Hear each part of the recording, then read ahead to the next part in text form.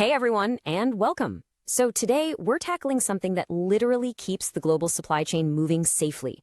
We're going to break down the entire regulatory roadmap for maritime and logistics gear certification.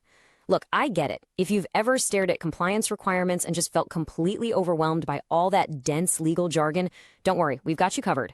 We're turning those complicated rules into a super clear, actionable blueprint today. We're going to keep it friendly, straightforward, and laser-focused on exactly what you need to know to keep your site safe and, of course, fully compliant. Okay, let's just jump right in, shall we? Here's our 6-part blueprint. We'll kick things off with the heavy lifting problem and the specific gear that needs checking.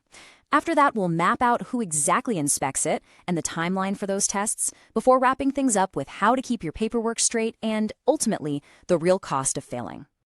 Starting off with part 1, the heavy lifting problem, why gear compliance is really the absolute foundation of safety. I absolutely love the core philosophy here. The idea is that treating safety protocols as mere suggestions is a total recipe for disaster. These rules are quite literally the structural backbone of every single lift you do. Think of these regulations as the invisible hero of the shipyard, right? They're the critical protocols standing between a totally normal, successful day at the docks and, well, dropped cargo or severe workplace injuries. Because the reality behind these rules is incredibly practical.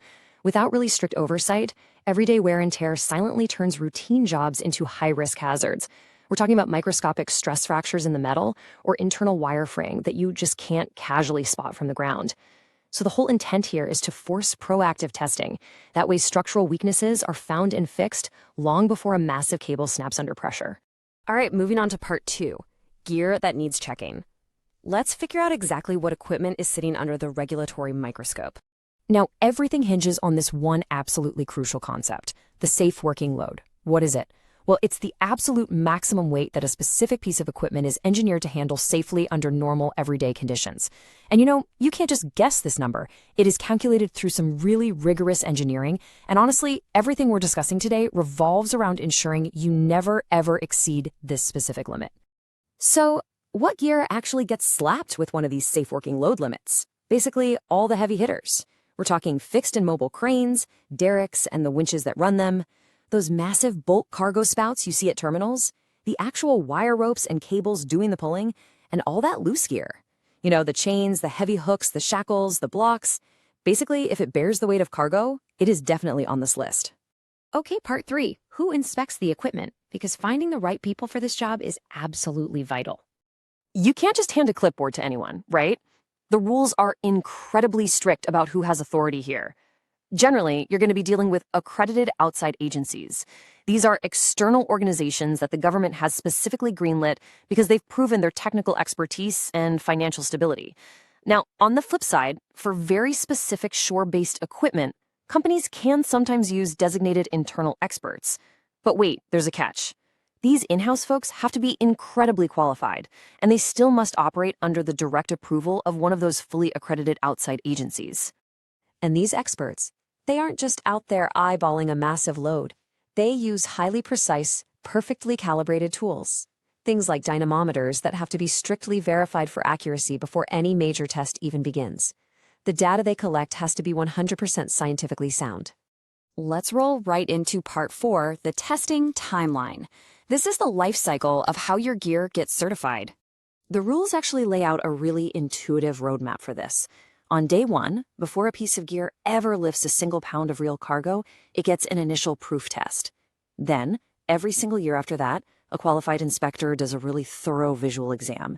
And finally, every 4 to 5 years, depending on the gear, it goes through a massive checkup, a major load test where the equipment is really pushed to its limits.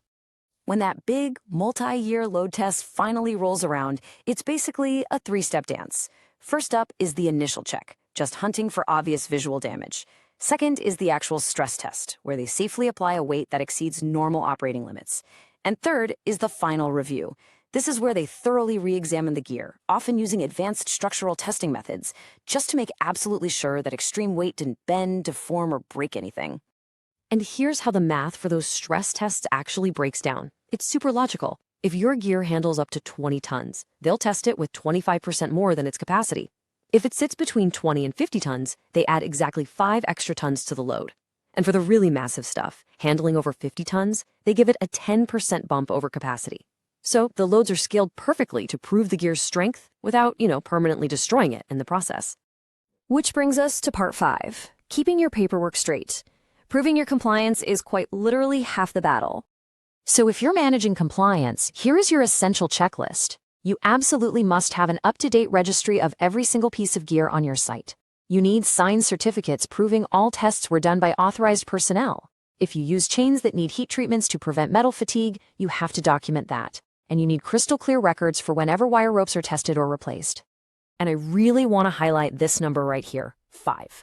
5 years is the absolute minimum amount of time you have to keep your testing certificates and registers safely filed away after the latest entry.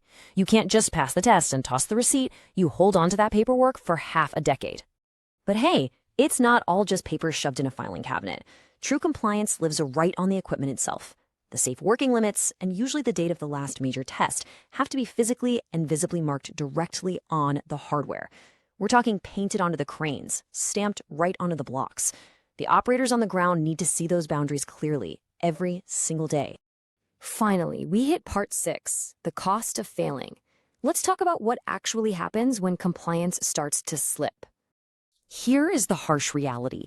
Missing certificates aren't just treated as some minor clerical oops on a spreadsheet. It legally stops your operation dead in its tracks. Uncertified equipment simply cannot be used. Just imagine your entire logistics operation grinding to an absolute standstill because one single crane is missing an annual signature. The financial hit of that kind of downtime is just massive. And what if the gear actually fails the stress test? If something permanently bends or breaks? There are zero shortcuts here. You can't just use it in a limited capacity. The gear has to be completely and properly repaired or entirely replaced before anyone issues a new certificate and you can get back to work. When it comes to this stuff, safety is strictly pass or fail. So we'll leave you with this one vital question to think about. Are your site's safety certifications completely 100% up to date? After going through this blueprint, I'd highly encourage you to go pull your records, double-check those timelines, and just make absolutely sure your heavy lifting is built on a rock-solid foundation. Thanks so much for joining me today, and keep things safe out there. If you found this helpful or want to stay updated when this regulation changes, subscribe and support the channel. And if you need the full technical details on this CFR, click the link in the description below. See you next time.